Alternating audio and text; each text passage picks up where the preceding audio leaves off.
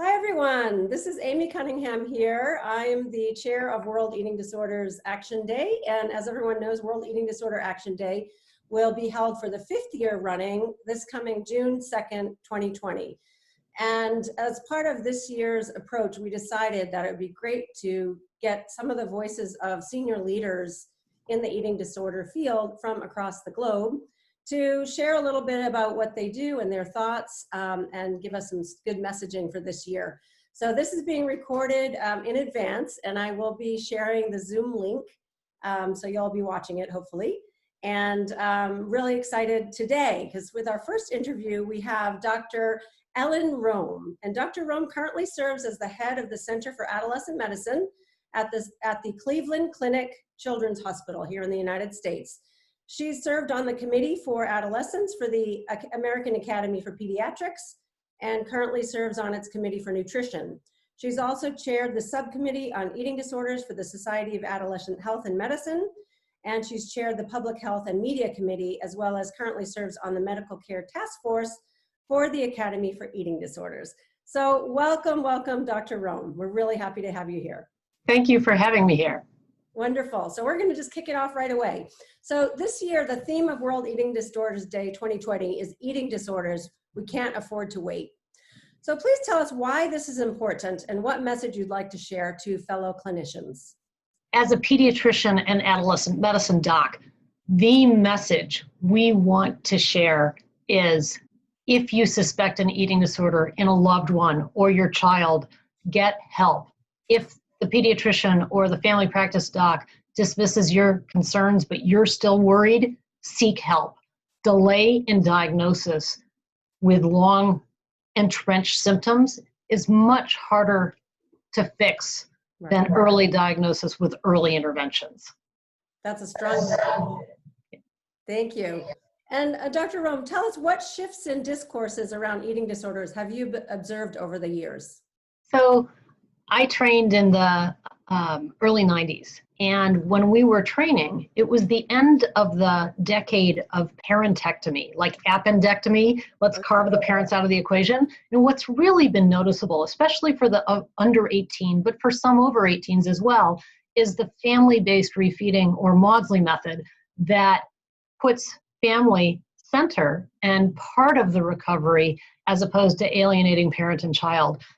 Kids are going to have a lifetime of family dinners and family special events. You want those to be pleasurable special events someday and not reliving a past trauma. That's wonderful. And for folks who haven't seen me before or know me before, I'm a parent actually of two children who developed eating disorders. And I'm also a person who is affected myself. So I've seen the old way of doing things and now the new way. I'm so happy you mentioned the issue around family-based treatment and family approaches. That is really a powerful message. Very important. Thank you. And just along that line, throughout your career, how have you seen the treatment approaches for eating disorders change? Weaving families into solutions is a big change. That's been an exciting and predictive thing for success. The other piece that you just touched upon is the genetic aspects of this and the epigenetic aspects where nature and nurture meet. So if we want families not to be blaming themselves, but you can blame part of your gene pool sometimes. So if you have a family or for yourself, if you ever want to have that guilt go somewhere, blame the old genes. And then the epigenetics, the nurture, how do we adapt? We've found that kids can be remarkably resilient, as can recovery from eating disorder in patients from all spectrum, from really very young to the very old. That's great news. That's a strong message of hope. Dr. Rome, tell us, what are the biggest challenges in addressing eating disorders globally and also in the United States? In the United States, we have the challenge of insurance. Mm-hmm. In families and situations where that is a challenge, it's worth figuring out how to advocate for your child or for your loved one. In other countries with different healthcare settings, those may not be as relevant an issue, but access to care and access to care with experience in eating disorders is variable globally. And we're trying with the Academy for Eating Disorders to really extend the reach and make sure that people can receive the help they need and know what kind of help they need at a very early time as disease might progress. And now we will be talking to Elizabeth Myers, who's the executive director of AED. Can you just tell us a little bit about AED and why globally clinicians or researchers or even family members should consider joining? So AED brings together multidisciplinary colleagues globally to unite on the same front to help individuals recognize, recover, and receive evidence-based, usable treatment for eating disorders. And what I love about it is that it is multidisciplinary, and this is really, recovery is a team-based activity.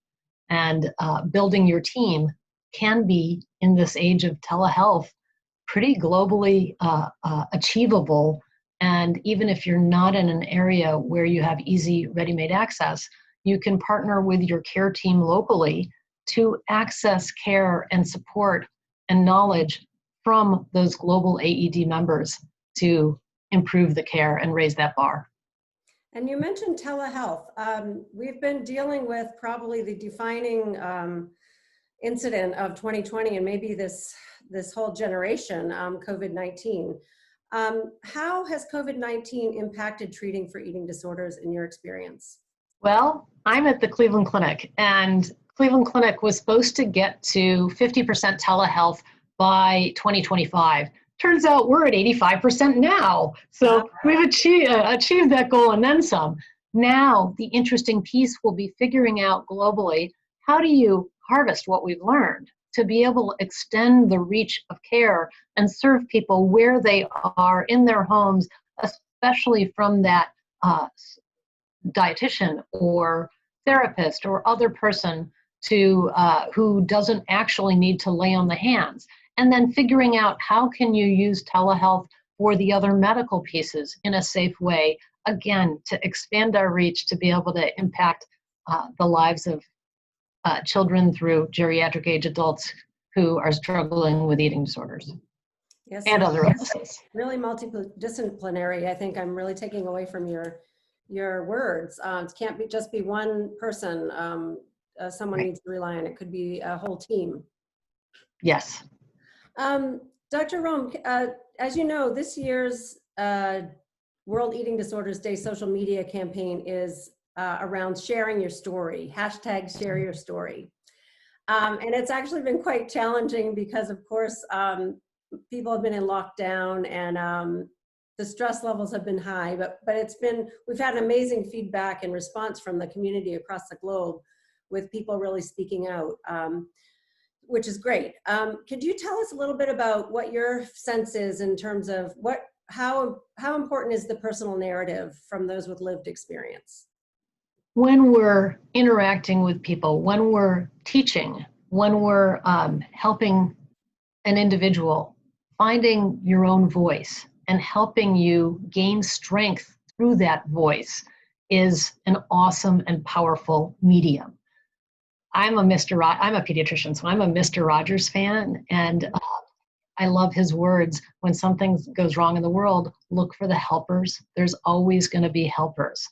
In times like this, family-based therapy can be more easy for a family because they're at home during a pandemic and in a time of social isolation. That may be an advantage for recovery. They're not disrupting their life as much by missing as much school because everyone's missing school or work or whatever else. So for some people, their narrative is going to be the power of this time of family mobilization. For others, it may be more isolating and more challenging, and finding a way to tell your story in a way that doesn't amplify or glorify the disease, but amplifies and empowers the recovery. And recovery isn't one easy uphill climb. It's got peaks and valleys, and the story, your story, might be the one that helps somebody else to overcome their current mountain and turn it more into a molehill that they can get by. That's so true. Thank you so much for that. And we're actually about up to time, or we have a little bit more time? Okay. I actually want to just ask a slightly different question. Could you explain a little bit for folks who might not know a lot about eating disorders? What is the role of food in treating an eating disorder? So food is in the middle, for someone with an eating disorder, food is kind of like the chemotherapy or the antibiotic. It's a necessity, it's not an option. And without adequate nutrition, the brain and the body cannot function. I just read today, when talking power phrase, the beautiful writing of one of my former patients who's now graduating high school and moving on to amazing things as she heads to her college life, however and whatever that's going to look like come fall. And she was talking about the power of food to free up brain, bone, heart, major organs to actually recover and allow herself to be herself again, as opposed to being having the eating disorder do a personality takeover. Because it truly, when the brain is starved, the eating disorder comes in and takes charge. And that's very, very stressful for the individual. Food is essential. And without adequate food, the brain cannot do the work of recovery, nor can bone, nor can heart, nor can the other major organs. And that's very powerful, Dr. Rim. I think a lot of people don't really realize that. So thank you for sharing that message. Thank you. Our last question is, could you please share a bit about the current work that you're doing and how it can translate to families, to carers, to practitioners, and individuals affected by eating disorders? Well, there's been a couple of exciting fronts on that. In 2013, I was part of in the US, the National Eating Disorders Quality Improvement Collaborative that helped get ARFID, or Avoidant Restrictive Food Intake Disorder, to be a formal diagnosis in DSM-5. So we've been doing a lot of ARFID research to figure out what works best, because they don't have the mindset of anorexia, but food is still a very negative part, either because they're afraid of choking or afraid of the pain or or don't have a lot of foods that they'll eat or have texture aversions. So that's been a big focus of research where we are, and helping figure out what works best for those kids. And again, I'm a pediatrician, so I'm really looking at kids and young adults. Another really exciting piece that's to be shared at the Academy of Eating Disorders ICED, or international meeting, is some work where we looked at EKGs. And if you have an athlete's heart, and again, kids or adults will go into the cardiologist, they'll have a heart rate in the 40s, and the cardiologist will say, oh, you're an athlete, no problem, that's fine. But really, that heart, in the face of an eating disorder, has lost mass. So if you're a star athlete, LeBron James is a Clevelander, so we love using him. He's got a big, juicy heart muscle that's beating very slowly and efficiently. And if you look at the EKG, it's a big depolarization and repolarization. Whereas somebody with a starved heart has a little teeny heart muscle with not much depolarization and repolarization. So what we found in this study was that, unlike what we expected to see lots of prolonged QTC, one of the more lethal abnormal heart rhythms in eating disorders. We found that these skinny little hearts actually had shorter QTCs, that time from depolarization to repolarization. And that was because there wasn't much heart muscle. So that was kind of exciting. Oh, I'm sorry. Could you explain what QTC is? Yeah, it's the time from first start of a beat where the heart depolarizes and then repolarizes and gets ready for the next beat. And so if there's a big juicy heart muscle, it's a big depolarize and a big repolarize. And with a little teeny heart muscle, it's a little tiny depolarize and repolarize. And so it reflects the mass of that heart and the structure of that heart. And so you can tell a lot of things from this little squiggle, like you saw on Emergency, or your favorite Perry Mason, or your favorite doctor show. And so what we found with this was that the prolonged QTC kids were the ones who had electrolyte abnormalities, such as low potassium or low magnesium, which gets back to starvation or purging. Both of those can really affect your electrolytes. So for a kid, we're trying to figure out, when are they at risk of sudden cardiac death? if their electrolytes are getting abnormal, if their EKG is already abnormal, if their magnesium's off or their phosphorus, that's a challenge, and that needs to get taken as a life-threatening event at that moment to mobilize help. That is really incredible. Thank you for all the work that you're doing. That's great research, and I think will easily translate into helping families and hopefully clinicians identify kids early on at risk and get them into treatment. Dr. Rome, it looks like our time is just about up, but I just wanted to leave with asking you, do you have any other message for all of us for World Eating Disorders Day 2020?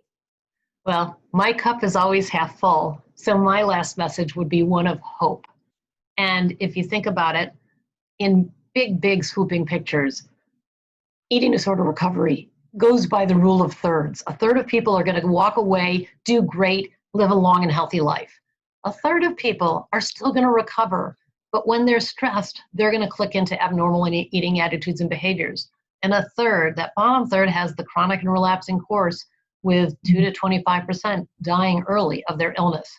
We want to get the bottom third up at least to the middle, and the middle third up to more to the top, and to do the research and translate that into care so that we really increase those numbers to stockpile and expand that top third to really a top half or a top 75%, so that we can do better and better for our patients and families.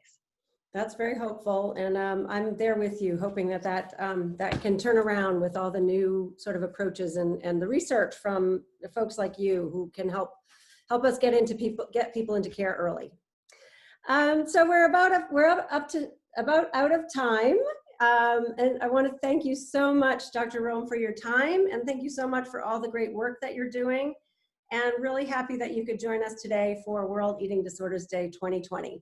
Thank you so much. And if you want more, you can always go to www.aedweb.org, look for our medical pearls and way more knowledge that I can share in a brief 15 minutes. Thank you so much. Thank you too. How do we do timing wise? Hang on a second. Oh. We'll have to figure it out. How do I do this now? Do you know how to cut it? Oh, no. I'm about to leave the meeting. Oh, okay. Oh, that's how